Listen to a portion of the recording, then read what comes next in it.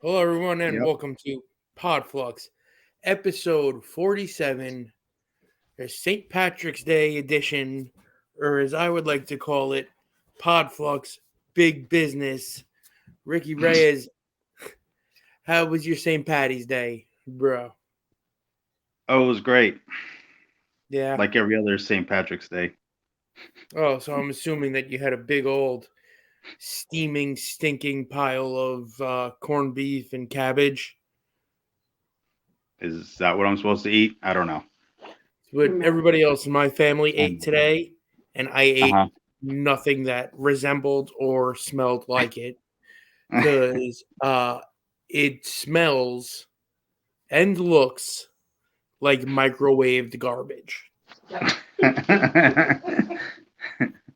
And Sounds great. I can't do it, and I won't do it.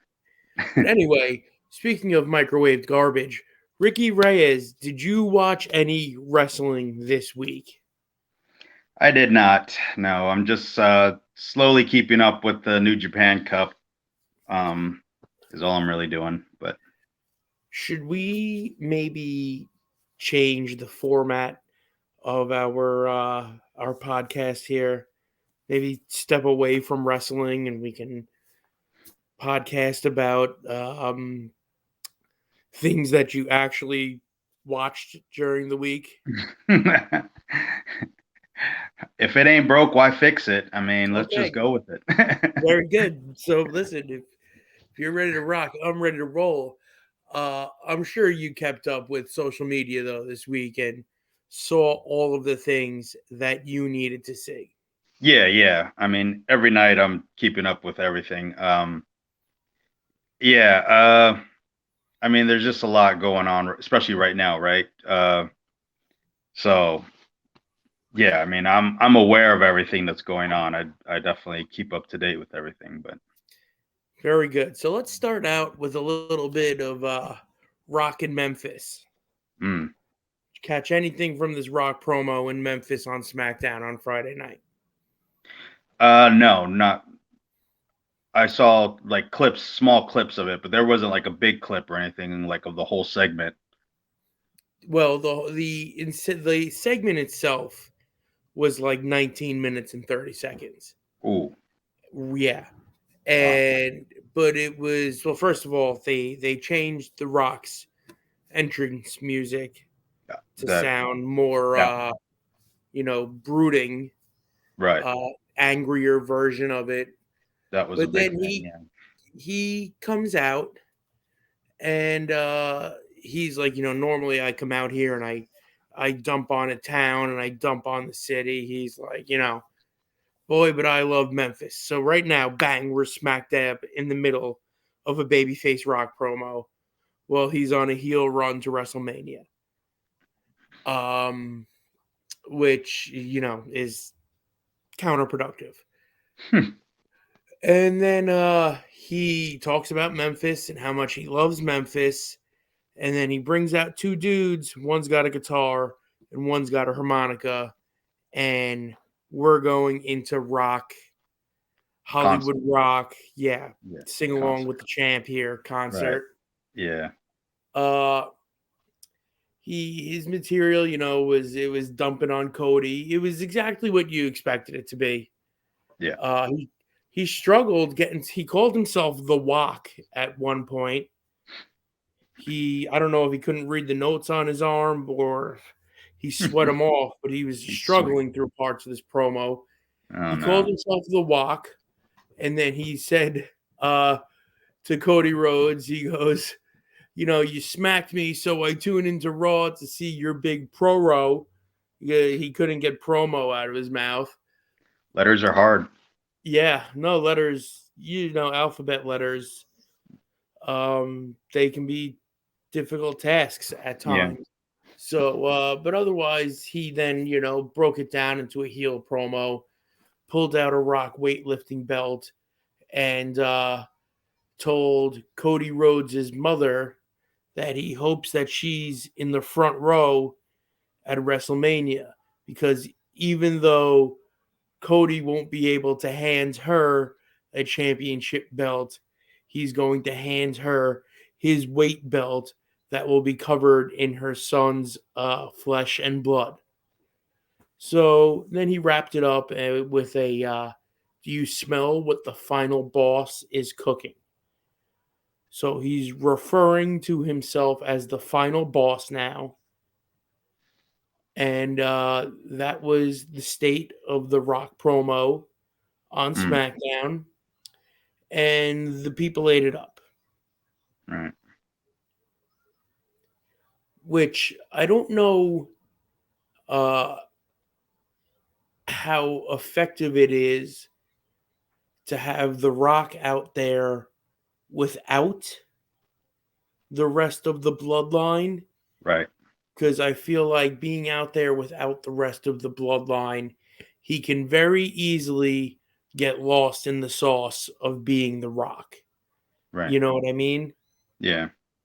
So, do you think that going into WrestleMania, I know we only have a few weeks left, uh, it's a positive to have one on TV without the other, or if the whole thing's not going to be there, do you keep basically like if you're not going to have Roman and Heyman and you know Solo and Uso out there or on TV, do you need to have The Rock on TV No, or I vice don't think. versa?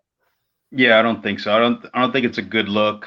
Again, you want these promos to advance the story, right? Like this should have done something to anticipate, I guess, WrestleMania or the weekend or whatever.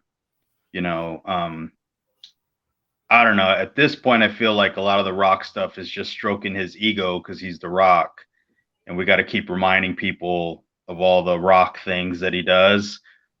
So again, it's making Roman seem less important when this whole WrestleMania should be revolving really about Roman and Cody. Instead we're having a segment with just The Rock for 20 minutes on TV. Uh, that should tell you right there what's the most important thing here, right? Because I mean, if Roman, did he bring up Roman? Did he? I mean, was it was it something that was addressed? Or is he just talking about him and Cody? Because are they looking already at maybe a SummerSlam where it's going to be Cody and The Rock, and Well, we're he already he leapfrogging WrestleMania? Because that's just crazy talk. he addressed that they were going to have the tag team match uh night 1, which is Right. going to enforce bloodline rules for night 2. And Right. then he was basically saying that he was going to beat the shit out of Cody on night 2 and that his cousin will retain his title because of it. I mean, yeah. I mean, I don't know. I feel like Roman's the big loser out of this whole thing because this could be I mean, if they lose the tag match on night 1, Mm-hmm. is the Rock getting pinned, or Right. does Roman lose twice? Um, I feel like they can't. What I wanted to happen was I wanted them to lose the tag match night Right. 1. And I thought it would be good to have some type of miscommunication between The Rock and Roman Reigns. And then I thought that, not that it would be good, but I thought that they would do that, which would lead to Rocky kind of screwing Roman on night 2. But now thinking more about it, I feel like they have to win the tag match on night 1. Yeah, so there's more obstacles in front of Cody. I get that. But that's the thing is, so you beat Seth the night before his world title match, See, or do you there's beat Cody the night before he challenges for a world title? It like, I don't know. This is how much thinking did they really do as far as, I mean, they could do multiple things. I know, I understand that, but at the end of the day, someone's got to get pinned, right? So, Yeah. and then what kind of momentum do you have going into the next night? Like Seth, he probably won't wrestle right until WrestleMania. I mean, because of his knee injury, right? Yeah. So they're going to protect him to a certain degree, Right. and then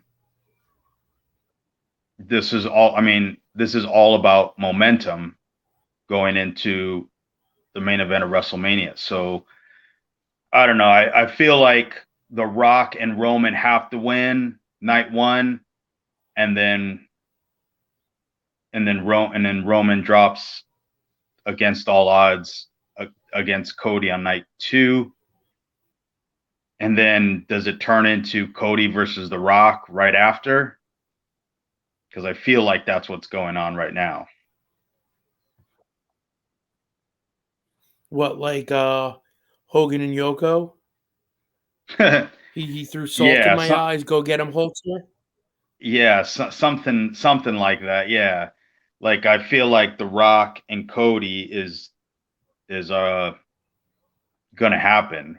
Isn't that what he said in Australia? That, or the Cody was saying something about it, anytime, any place type thing for The Right. Rock, and then now The Rock is coming out by himself and mostly addressing Cody as if Seth is nowhere or no factor in this in any way, shape, or form. But he's a world champion, and I don't know. It just feels like it's too much Rock versus Cody talk now. So Roman and Seth are just pawns in this. They just are not important in any way. Right.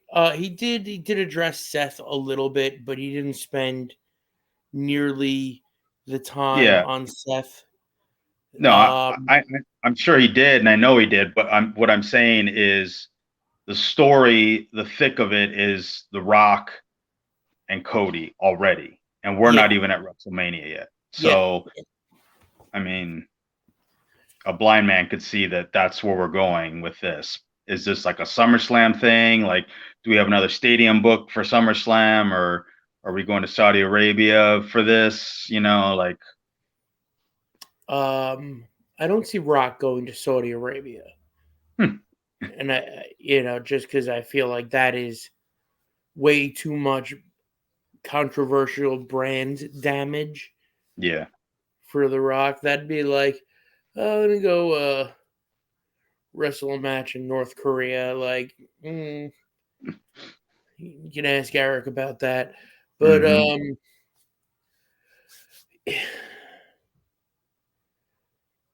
yeah, I mean I agree with what you're saying there. They're putting a lot of focus on just Rock and Cody at this point. But I mean, back to the tag match, like I don't know what to do. I mean, I know there's a million ways to book yourself into and out of and around it, but um there it's all just going to be replayed, somebody getting beat on night 1, on night 2. right, yeah, And as far as momentum goes, really right now nobody has any momentum. We no, haven't seen no, a Roman match in months. right, We haven't seen a Seth Rollins match now in months. right, I haven't really seen a Cody match in a few weeks, and I haven't seen, Rock wrestle in a decade. yeah, So, um, there's really, for the top storyline, nobody is carrying momentum into it. You can't do a non-finish for the main event of night 1 of WrestleMania. no, There's got to be a distinct finish.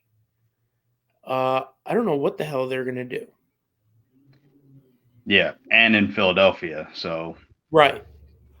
you can't Well, I do some mean, sort of, Philadelphia, it'll be the end of the night. They can just turn the lights off, yeah. uh, turn them I back mean, on, and then there's, Sabu, yeah, right. and you And know, he points up at the sky. Um, yeah, I don't know. This is I don't know. I'm not. I mean, I can't say that I'm not excited for it. I'm curious. I'm more curious how they're gonna get out of this type thing because I feel like they kind of put themselves into something that's difficult. I'm sure they have obviously a game plan here. I feel like the game plan is to just cruise on by WrestleMania and focus on The Rock and Cody.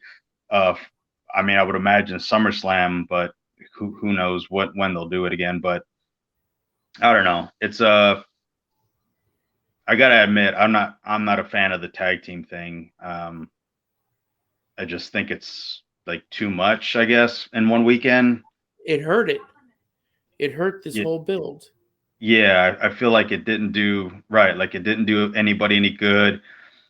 I'm more curious again. What do you do with the fall? Like if I was Seth, that I would be, rubbing my chin, and that doesn't work for me, brother. If he's got to go under, Hmm. because let's say he does drop to Drew, right? It's kind of a shit weekend for him. Right.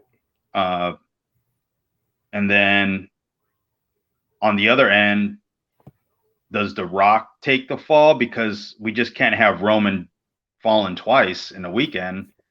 That's not believable with the Right. way you've built him up for years now. Uh, and same thing for Roman. I would be like, that doesn't work for me, brother, in the back as well. So The Rock is the one inactive wrestler that's popping in. If anyone's supposed to take the fall, I would imagine that it would be The Rock, but who beats him? Cody beats him, then there was no need for a match, right? I mean, there's no need Right. for a one-on-one. He beats him in a tag. So what are we building to? So there's all kinds of, you know, what the fucks here. Um, so I don't know. I don't know how they're going to do this. I mean, I guess you would have to beat The Rock, but then you're not stacking the card against you're not stacking the deck rather against Seth or uh, Cody the next night. You know what I Right. mean? Okay. So do you beat Seth, and then Cody's obstacles are, because Seth lost? Like what difference? That doesn't make any sense either. So Right. What you so do you, is you you get can't in your beat Cody. DeLorean. You can't beat You Cody, re- yeah, you get in your DeLorean. You fire that sucker up to 88 miles an hour. You right? go back 3 weeks, and you don't ever make this tag match because now, like you said before, they've painted themselves into a corner here Right. where Right. they somebody's got to lose a literal 24 hours before it actually matters. Yeah. It doesn't make any sense to have this. I feel like they could have done the tag match later. Honestly, um, they could have did like a SummerSlam match where they could have did the tag match, right? Um, Hmm. and it probably would have been a little bit of safer bet. Then maybe Seth lost and then helps Cody, and then he could fall again. But a few months later is not so bad as two back to back, on the biggest shows of the year. Uh, yeah, I don't know. This is Where tough. is where is Money in the Bank this year? I don't know. I haven't heard nothing on Money in the Bank or SummerSlam, to be honest with you. I'm just trying to think of the big pay-per-views that they would have The Rock on. I don't think Rock is lacing them up for Money in the Bank.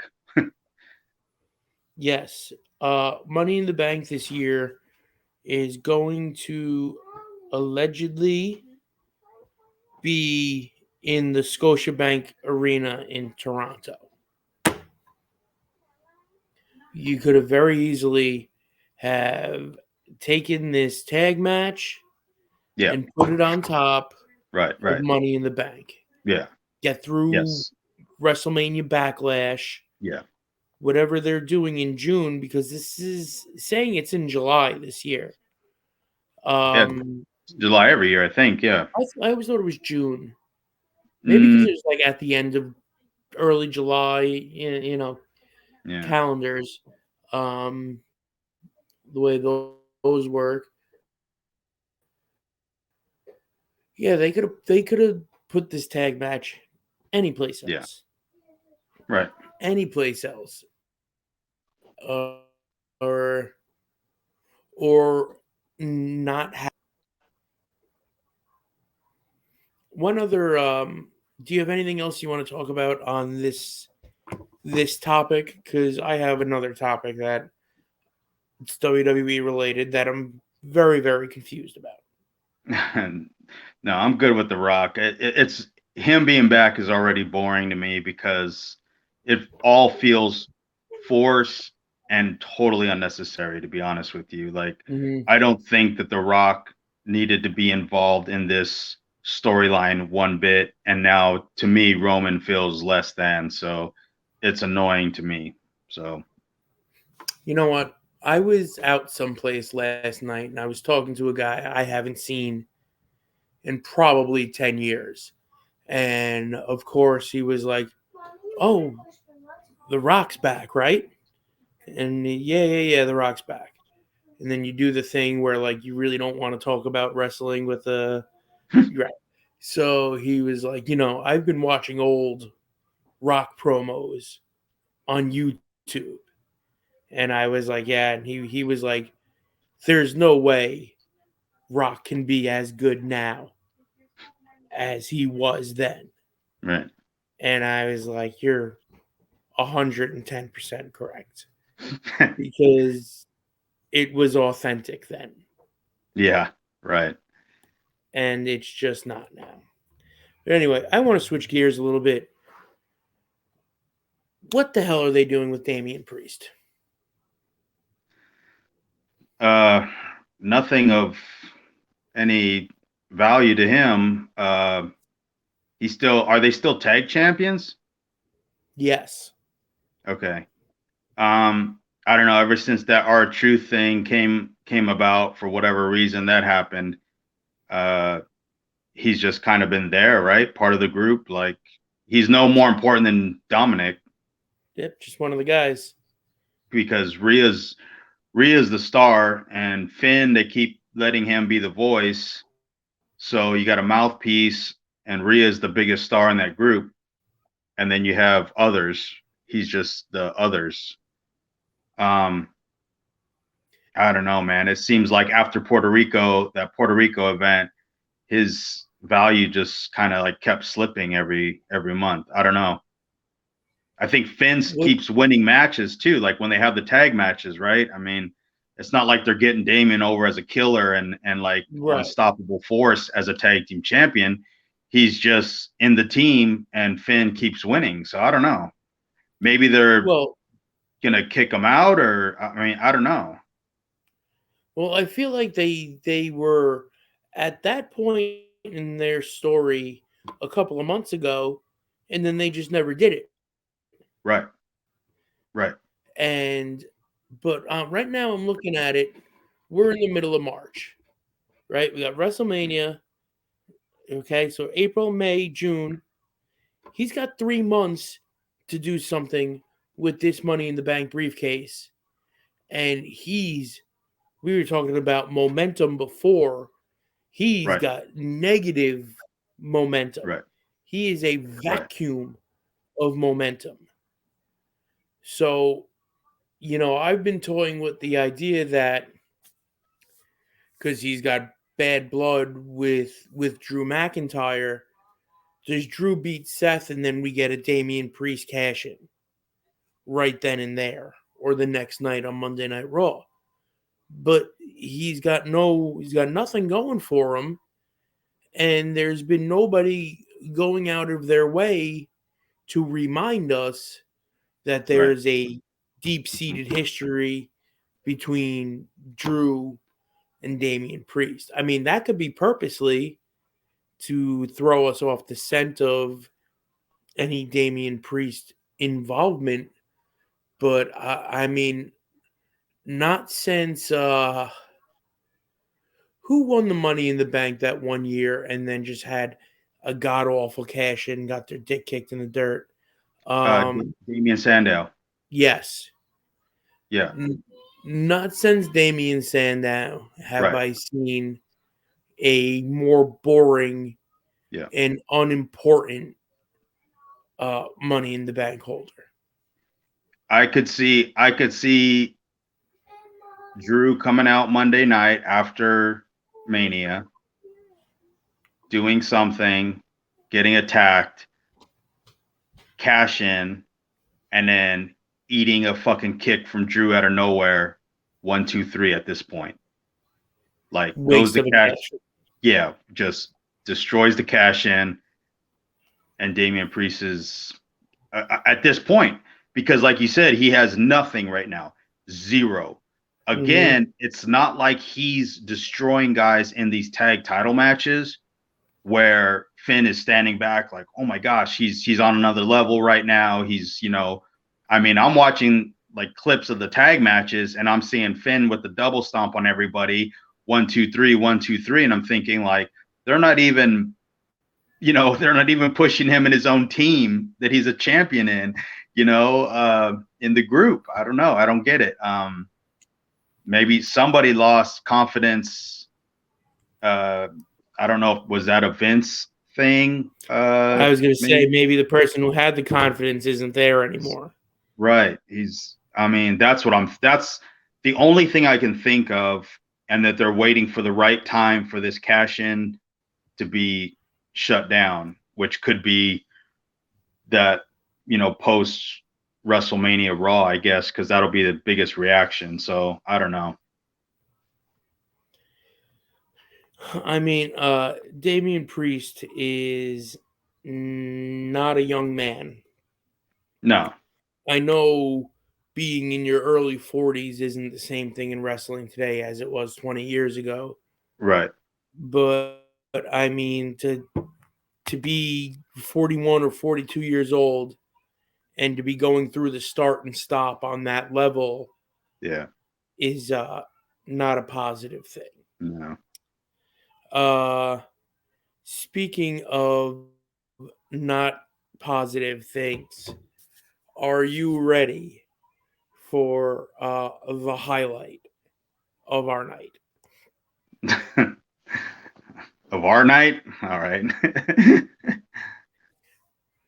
Ricky Reyes, I sat through an entire colorful episode of AEW Colorful. Dynamite. This last Wednesday, they emanated from the Boston TD Gardens in front of an alleged crowd of 9,500. Oh. Uh, and it was their big business episode. So, what did you watch? What did you see? What did you hear? What did you read? I was keeping up with it minute by minute, I guess, through Twitter, trying to find out what was going on. So, um, did she come out first? Is that how they started it? So, the episode starts with Renee Young just happens to be with a camera crew in the garage. Oh, with the Okay. Mercedes pulls up, right? Right. And then a Mercedes, a Maybach pulls up, and you don't see anybody get out of it. Right. And then we go to the ring, and a rendition of Gunther's music hits. Oh, no. And they're chanting CEO, CEO, but it's actually the people on the song are singing and chanting CEO. But it's No. a redone version of Beethoven's Symphony Number 9, Right. which also happens to be the Gunther and Imperium Right. music. Yes. Yeah. So we've got that going for us. So All right off right. the bat, I'm like, okay. Wait a minute, is this Gunther's music? And then she jumps in the ring and basically spends 10 minutes putting herself over for all of her accomplishments in WWE Oh without God. saying WWE.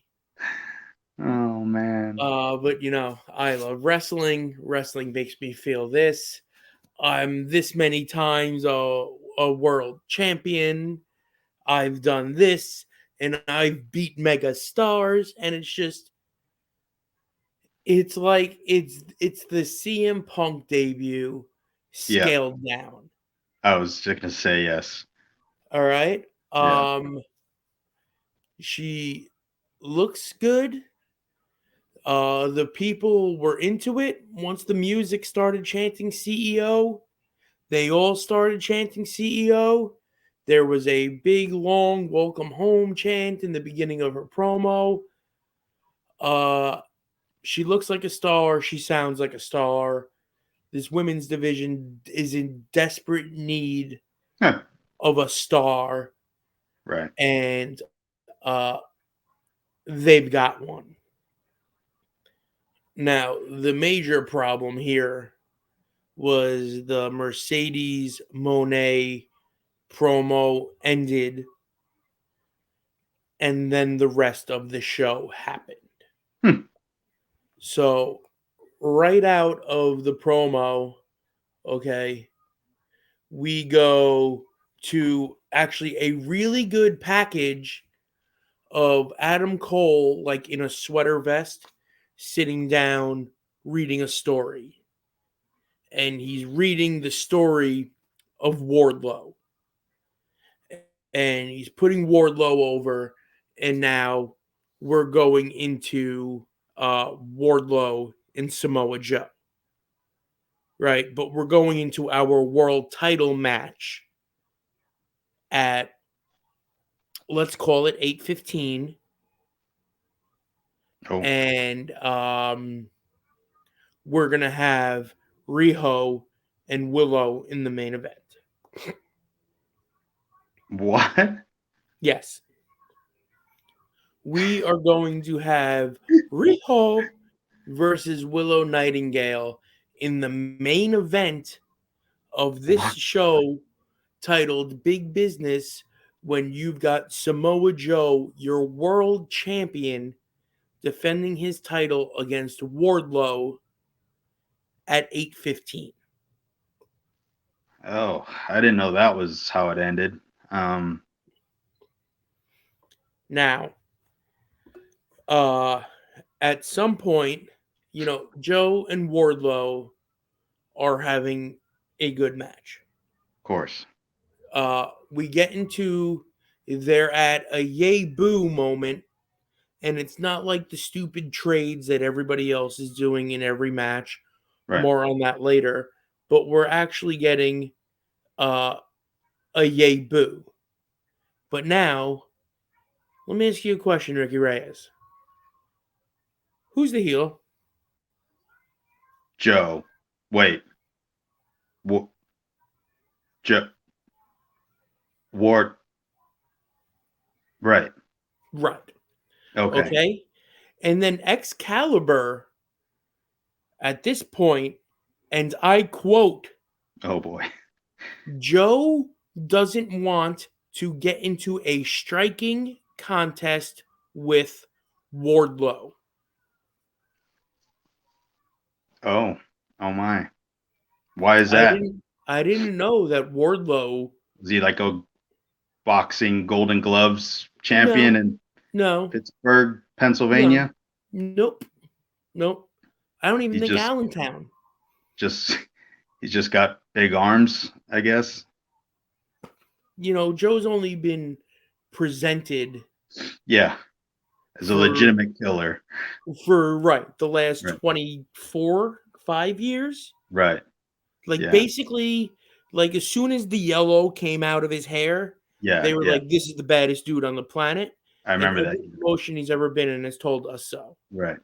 But he doesn't. The nerd in the mask tells us that he doesn't want to get into a striking contest with Wardlow. So I'm taking it Joe was getting the yays Yes. because he's Joe. Okay. Right. Joe eventually chokes him out. Okay. Now, here comes Swerve after the match, right? Because surprise, there's an afterbirth. Here comes Swerve with a chain wrapped around his fist.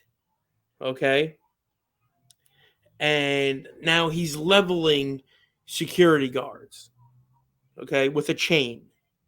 So now I'm going to ask you another question that is going to sound super similar to the question I just asked you. So now who's the heel? Joe. Ward. Swerve with Joe. Right. Right. Is So we got 3 bad guys fighting for one belt. each other. Okay. Yes. Yeah. And there's 10,000 empty seats in there still. So we're trying to figure that out as well. Yes, but don't worry, because we're doing big business. Right.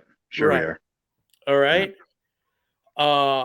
You'll never guess what happens after. By the way, now it is like 8:35. Not even. It's 8:30. So we've gone through the Mercedes Moné segment, the Samoa Joe world title match, and Swerve Strickland angle in 31 minutes. Okay. All right. Yeah. Right. We go back to the backstage area, and who do we see? Surprise, Alex Marvez still works there. I don't know who that is. Exactly.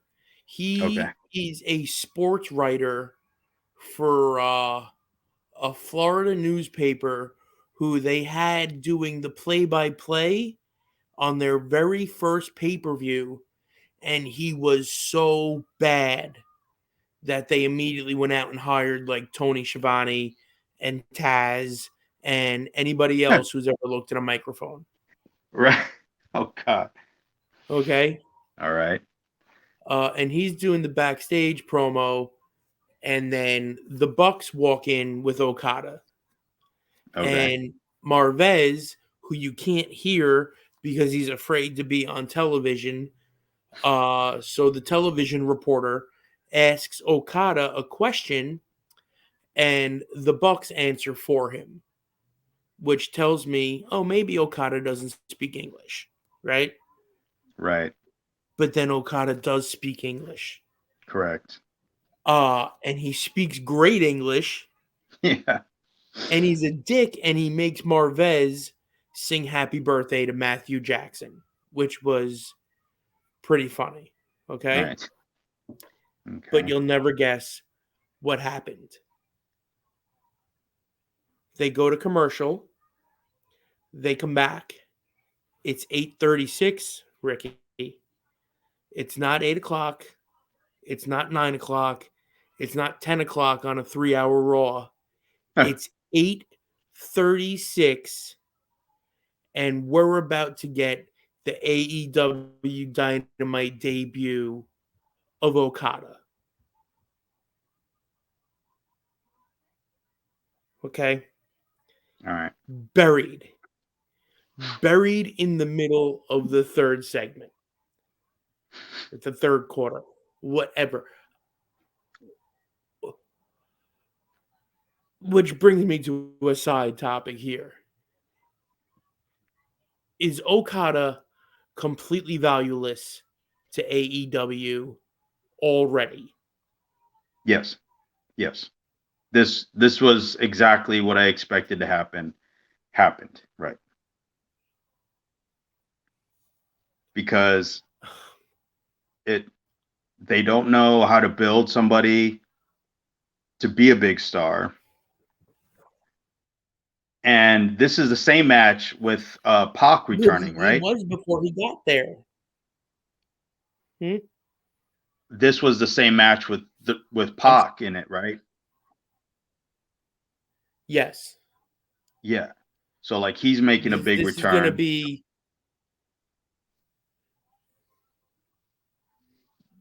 Like Go this ahead. should have been a much bigger thing. Like this should have been the main event uh of the show. If you're not gonna have Joe's match last, this needed to be last. Like there wasn't, you know, Riho and Nightingale isn't gonna hold any number. So Well, we'll get yes, there. they they've already ruined Okada. Um, interesting. Yeah, interesting. Racial side note here: the Young Bucks were announced as the Jung Bucks, like the Jung Dragons, like Yeah, that thing that I get it. offended people 20 years Right, ago when the WWE did right. it. And so they're so now it's Okada and the Bucks, and it's going to be against Kingston, Pac, and Penta. And immediately Right. upon seeing Penta with Pac, I remembered when they used to be a trios team, and now I'm wondering to myself, and I'm sure I'm the only person who's asked themselves this question or cares, uh, where's Ray Phoenix? Did he get hurt? I didn't think so. He's just, it's just not there, Yeah, because that's how AEW works. right? And obviously, Penta's on the show, so there will be no CMLL luchadors this Right. evening. They're Right, not in this Wednesday. right. So just referring back to my notes, okay. Uh, I don't get the Bucks. I Yeah. never got the Bucks, but Yeah. now I get them even less because they're coming out in like boxing robes that look like pajama robes, Wow. right? But they're wearing like the Kevin Nash flying Elvis costumes. Like they're Really? wearing like a suit vest and like it's just I don't know what they're doing. Um but a They're trying to be really funny. They're trying to be funny. They're making fun of pro wrestling while doing pro wrestling is what they're doing. right, but like they're like trying to be funny, but I feel like they're actually legitimately trying to be serious, but they're just so uh they're just so lame that Yeah. they can't identify what is actually like over Right. in like popular culture. Yeah. What it Uh is that is it's that like that sense of humor that they share with like a Colt Cabana, where they in the back they think it'll be funny, but it's only funny to them three. So they're gonna yes. giggle like girls with the shiny new dildo and like go out and do what they giggled about and then high five each other at the end of the night like it was some sort of huge accomplishment instead of thinking of a bigger picture like let's go out there and do our best to advance the television show. They're just doing what they think them and their friends think is funny. Right. So, or anybody that just wants to keep their job is going to think is funny. Um I like I like what Okada is doing as a heel because he's ditched his colorful robe and his colorful full tights and he's just wearing it's basically solid white. Yeah, So he's yeah, he's the antithesis visually of what he's always been. right. So I like that. Now there was a really, really, really cool spot in this match where Penta took a cutter and immediately hops up and hits a super kick and then shines up and then tags Pac, and they start doing double team spots. So the cutter is dead. And It's only Osprey's main move, but that's fine. yeah. Well, funny because at the top of the 9 o'clock hour, we get Osprey in the ring for a promo with Tony Schiavone. And it was a good promo, super duper babyface promo. So I'm wondering now, first of all, it's 9 o'clock. They've got Osprey in the ring. Right. So immediately, Osprey, bigger star than Okada. Correct. Yes. Also, bigger star than, I guess, uh, Mercedes Moné, or And it's your world starting the champion show with and your world Mercedes. champion Samoa Joe. Yes. Rumor going around that Mercedes Moné is the highest paid woman in all of wrestling. She I don't know probably is. if you saw that one this week. I did not, but I would imagine that she is. And last week you said Okada was making 3.5. It's 4.5. Oh my god! Because his contract is 13.5. Did I leave out a pesky $1 million on that Yeah, contract? yeah. Look at you just moving people's millions of dollars around. Whoops. All right. So then, after the Osprey promo, there was a Deonna Purrazzo promo, which I tripped and fell and landed on my fast forward button. And then when that ended, we got Jay White versus Darby Allin. Okay. I tagged you on a clip from that match Yeah. on Twitter this week. Did you see the other one where he did the front flip dive and broke his foot? Yeah, I mean, Oh, you watched the match. I watched the match. I had to watch the match twice because, uh, ironically, after the Will Ospreay promo and the Deonna Purrazzo promo, I accidentally took a nap during the Jay White entrance. Okay, and I woke up to just the spot of Darby Allin flying over. All I see is him flying from the top and landing like spine and head first on the apron. And I Yeah. was like, oh shit, I need to go back and watch this whole thing. And it was, again, just stupid nonsense from Darby Allin. Yep. And I think it's now because there were so many people calling what he did at the Sting pay-per-view unnecessary nonsense, that he's of the mindset of, oh, you want to see unnecessary nonsense? Hold my beer. Mm. Or he's triple edged or what is it? Straight edge, triple X, straight edged. Sure. Sure. Hold my walking stick. And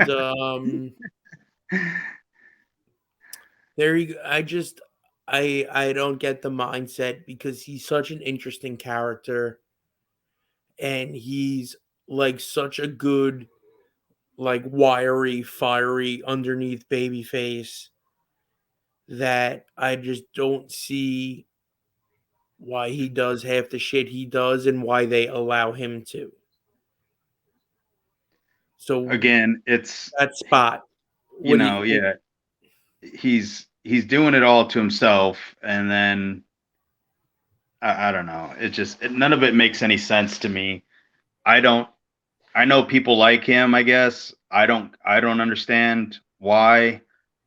I guess the whole car crash style of wrestling. I guess that's what people like. So, but none of it makes sense. Um, when he does do the few things that he does well, which is like you said, like fight from underneath, do like big comebacks. It's all really good. If he would just learn to do that in the regular pro wrestling style, he'd probably be twice as over, and be able to wrestle every week instead of pop in for a couple weeks and then take 3 months off because now he has a broken foot. So Right. off a front flip dive that I watched a few times, and all it is was when Jay caught him and tried to like pop him onto his feet type thing, his foot was too far underneath Jay. Yeah. And because he wears fucking regular shoes, his foot bent too much, I would imagine. I Or mean, Jay's shoulders fell on the back of his ankle, which crushed his foot. But if he had wrestling boots that had the hard sole, that would not have happened. I'm right. pretty sure, but whatever. Or if he just didn't do a flipping senton from the top rope to the floor, For no he'd be reason, right? going he'd be going to climb that mountain he's been telling everybody he's going to climb for a year. No, no. I mean, I just like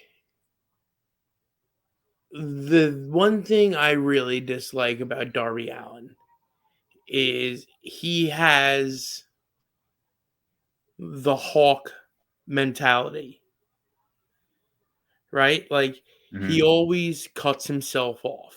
Right. Like Nobody no ever one's cut Hawk off. right. That Hawk ring ran post did shoulder forward first into the post every night. 250 times a year. Yeah, Yeah. right. Right. Cut himself off. Right. So it's like he's got like this mindset like, oh, if somebody's gonna hurt me, it's Yeah. gonna be me. You know what I Right. mean? And it's not believable. No. And I just think some of the chances he takes are unnecessary when you can have longevity. Now, again, if you would have told me in 2002 Jeff Hardy would be walking, let alone wrestling, in 2024, I wouldn't have believed you. Right. So who's to say? But you know what? I don't think Darby Allin's going to have the shelf life here or the life here Life, right. of Jeff Hardy. Uh, so moving on. After the stupid Darby Allin match, we got the Chris Jericho and Hook versus the Gates of Agony match, which I can assure you I did not waste the time on. Okay. Sounds about And then after that, it brings us to Willow Nightingale versus Riho. Jesus Christ. Okay. What the fuck? And apparently, at the end of that match, uh, there was a run-in by the ladies of the House of Black, which then led to Mercedes Monet coming back out, Oh. making a save for Willow, the girl who broke her ankle, and hitting her finish on Julia Hart. However, all of that happened after 10 o'clock. So my DVR, uh, gave me the Iggy that I was going to have to watch that on YouTube. Um, but would you like to Gotta get that know? run over number. Yeah. Well, here's the deal. The Sasha Banks segment opened the show Right. with 1 million viewers. Oh, wow. So that was the first time they hit 1 million viewers. Wow. The Samoa Joe and Wardlow Mhm. segment held 899,000 viewers. So somewhere between the Sasha Banks promo, well, hold on. Somewhere between the end of the Big Bang Theory, the Sasha Banks promo, and the end of the Samoa Joe and Wardlow match, 101,000 people were like, nah, I'm good. Um, the rating for the main event is 627,000. Oh wow. The segment before it was 732,000. Ooh. Okay. So they held up pretty decently because even at the end of Darby Allin and Jay White, Yeah. there was still 800,000 people watching the show. Oh wow. Wow. But I mean, don't get me wrong, there was a lot of fluctuation. They dipped down low into the 700,000s during the the Elite versus Kingston and Pac and Penta. Hmm.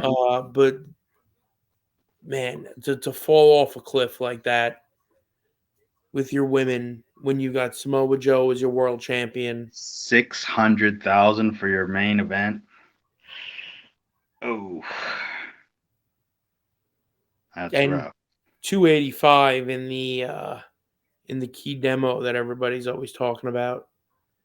So here we are again with the AEW Give Women a Chance, Support Women's Wrestling uh, crowd who, sits on their hands and throws their TVs out a window the second a woman comes on it.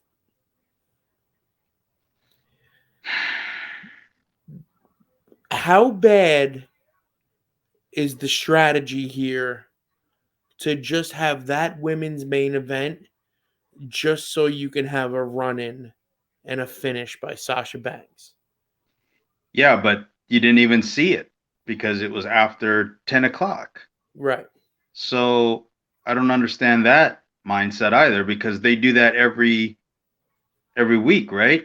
Right. But they'll tell you, AEW will tell you, and the fan base will tell you that it's my own fault because I didn't reprogram my DVR to Yeah, give but them 10 extra minutes. no. Um, I don't know. I did want to say one thing about all these signings and everything else. I think no matter how bad this is looking and turning out for AEW and its viewership, but I think that Tony Khan knows, I'm sure he does, their rights fees or whatever is coming up this year, like to renew. I think that he knows he's getting a big bump somehow. I don't know how, but that's why he's loading up this roster in the past few weeks as heavy as he did. Because the past three people that have been popping up are not guys that he's signing for, you know, a million over 3 years. This Right. is like millions a year for each person. And I feel like it's that he has that mindset that Eric Bischoff had when he signed Bret Hart because he knew that he was getting Thunder and he Yeah. needed to stack some stars opposite Nitro. Um, the thing is I think it's more of a TBS TNT thing where they're like, yeah, WWE's so hot, let's get in the wrestling game or stay in the wrestling game, right? And give these guys money so they can get big stars away from WWE. The problem is WWE doesn't even need the stars that they didn't get Right. because they have so many already, and they can give Khan a little bit more money, and to him it's going to be great. He thinks he's doing a great job. You know, everything's great, just the greatest shows ever. Everyone's great matches. Uh, and the audience is not going to grow even if they sign a 5 year thing, right? I mean, none of these shows are making you want to tune in next week to see anything now. No. And then if you're loading up the front end, no one's sticking around to see Riho, an hour and a half later. So what are you doing? I don't know. I don't get it. Um, I feel that the recent signings, right? This is the third makeover that Dynamite has had in 7 or 8 months. Yeah. I think, and I alluded to this once before, Tony Khan has a major inferiority complex to the WWE, Yes. and he is just doing anything he can think of to try and change his product, to make a change in his viewership and attendance and rating, except for the one thing that would matter, which would be to change the shit he's putting on his television. Right. Because really, the only thing that is holding AEW back is the product itself. Right. Like, I know we poke fun, and everybody pokes fun, but like, there are a lot of very talented guys and girls, mostly guys, on the roster there. Right. And you know as well as anybody, you can get somebody over and you know who's got very limited skill and ability and make them valuable to your program. Right. But he just can't do it No. because he just everything is a cold match, and all of his angles and storylines are exactly the same. Right. Right. It's the dream match concept, It's he thinks that the audience that's already gonna be there, he's just trying to please them. And they're the ones that'll tune in every week regardless, just to see what new dream match he's gonna have. But if you're having dream matches every week, there's no dream match to be had anymore, Well, which go ahead. No, it's not going to grow your audience at all. Again, it's the same number of people every week. It's that 800,000 that are gonna that now have made it a habit of every Wednesday to check in on Dynamite at some point. And you see them come and go. Up to 200,000 will leave at some point, but return to check in every 2 hours. It's not must see TV where you start something at the beginning of the show and it flows all the way till the end. And then finally, they get what they want. And now you're over 1 million viewers. So he doesn't understand how to build that. So. He's also allowing for the killing off of strong style. Right. Right.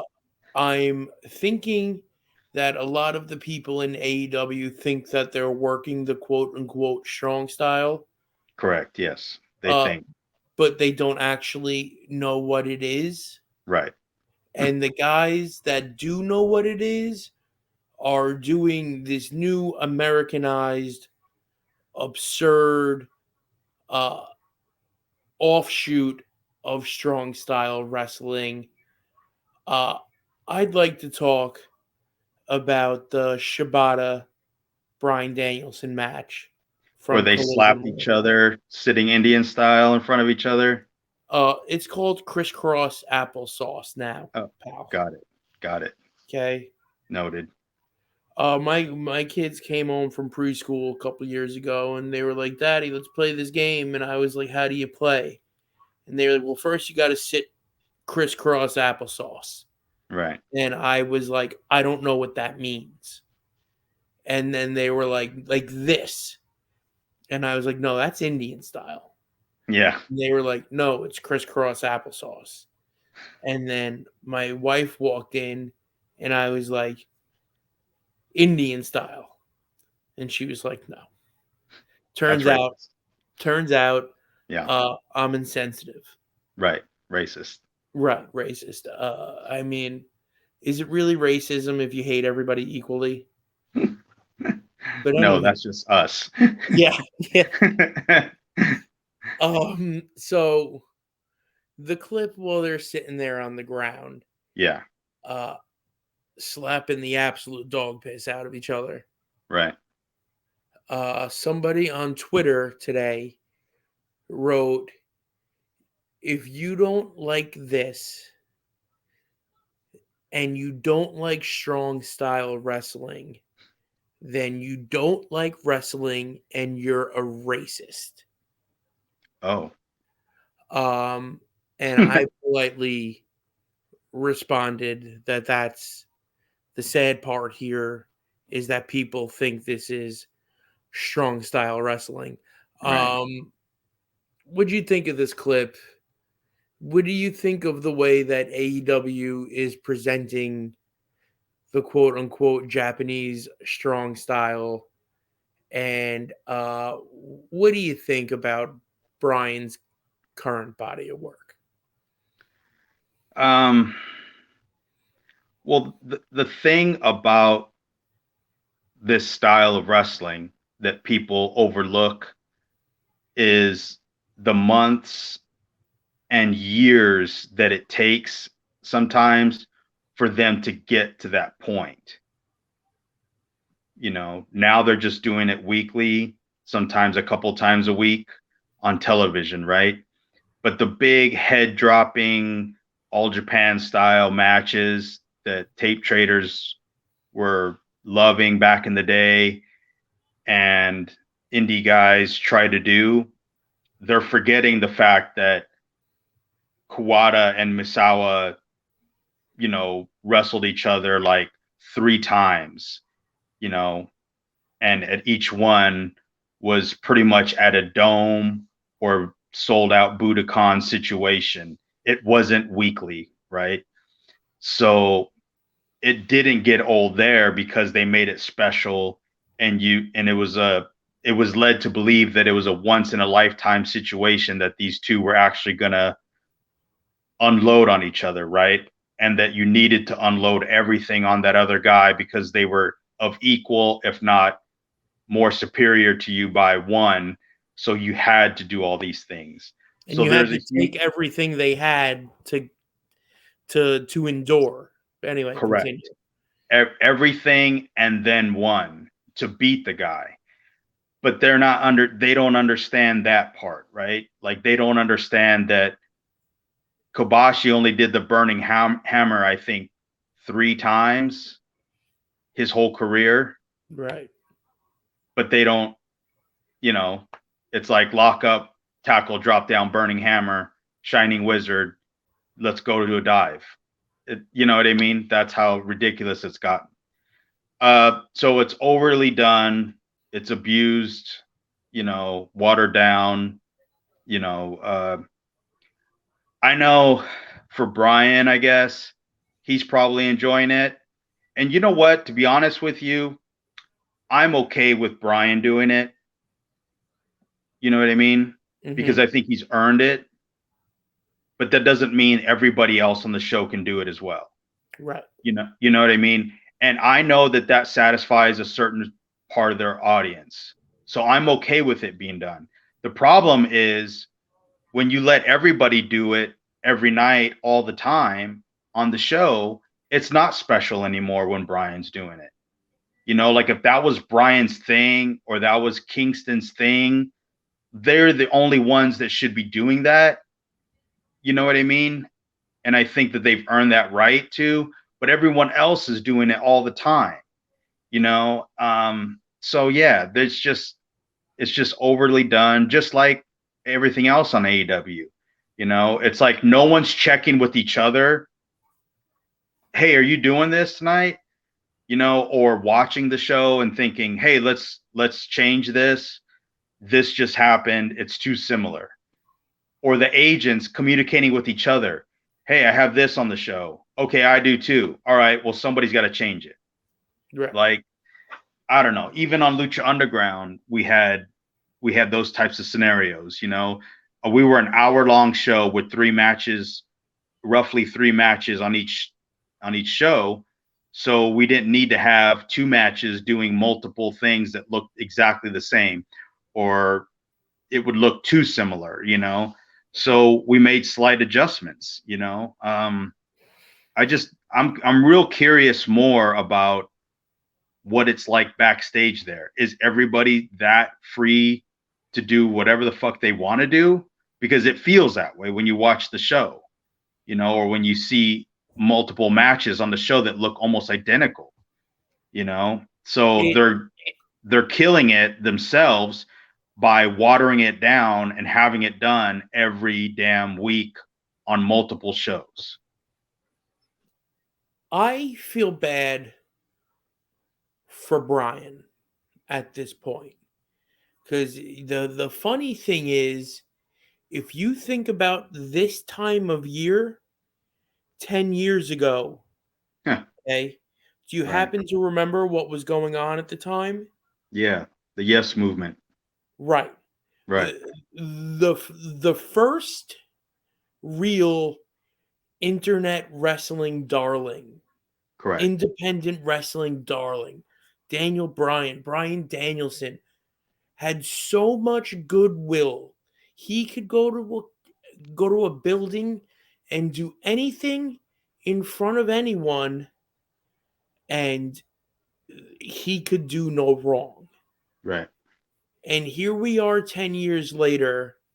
He's booked on shows in front of handfuls of people, Right. a part of a stable, on a show Hmm. where he's constantly working cold matches, Yep. constantly putting other guys over, and he can't stand out because everybody's doing everything that he does. Right. Right. And all it takes is to get everybody in one room Right. and say we had the King of New York tournament 2 months ago. And the first round of the tournament were all triple threat matches. So we got everybody in the locker room, and I stood in front of everyone and I said, listen, I said, there's going to be 4 three-way matches here. Right. Watch the first one. Don't do what anybody did in the first one.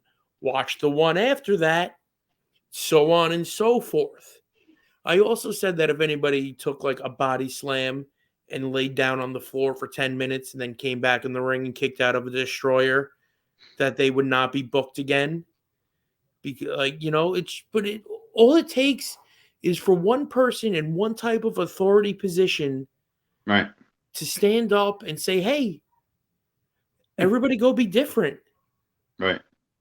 And it works. Yeah.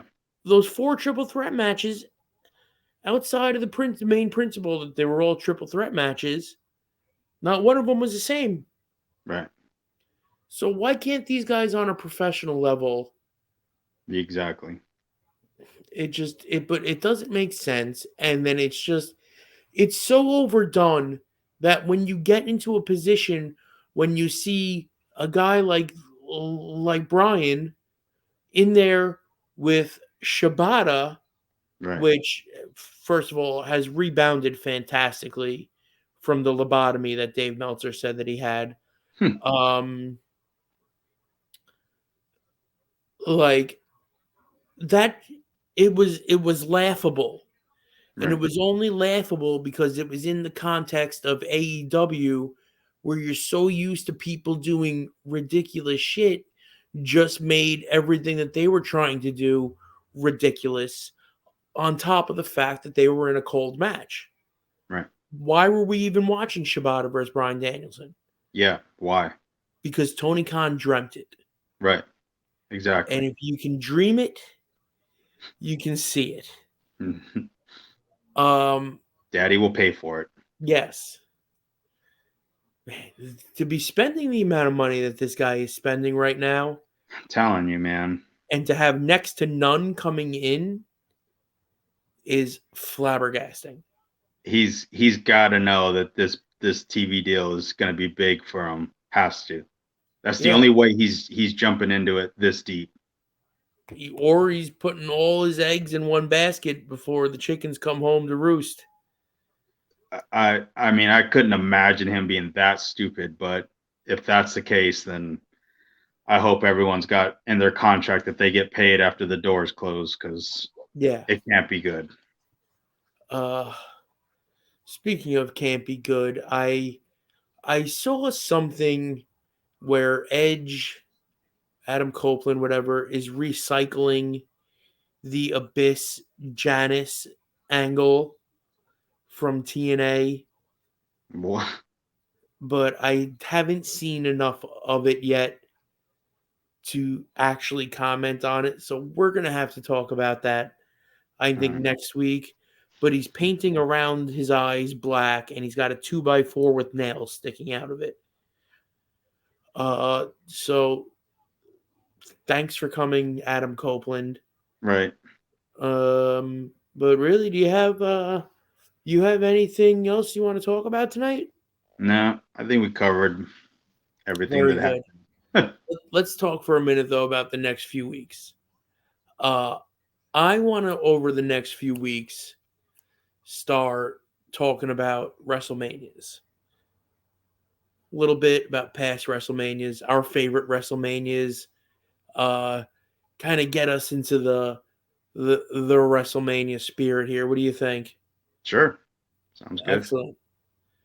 Sneak peek. What was your favorite WrestleMania? WrestleMania 5, Mega Powers explode. Yeah. Yeah. I'm a WrestleMania 8 guy. Really? Dude, WrestleMania 8 was fantastic. That was the Hoosier Dome, right? Sure was. Really? Yeah, dude. Wait, which one was Flair and Macho? 8 or 7? 8. Really? You like that one? Yeah, dude. Piper and Bret Hart. Sid and Hogan, right?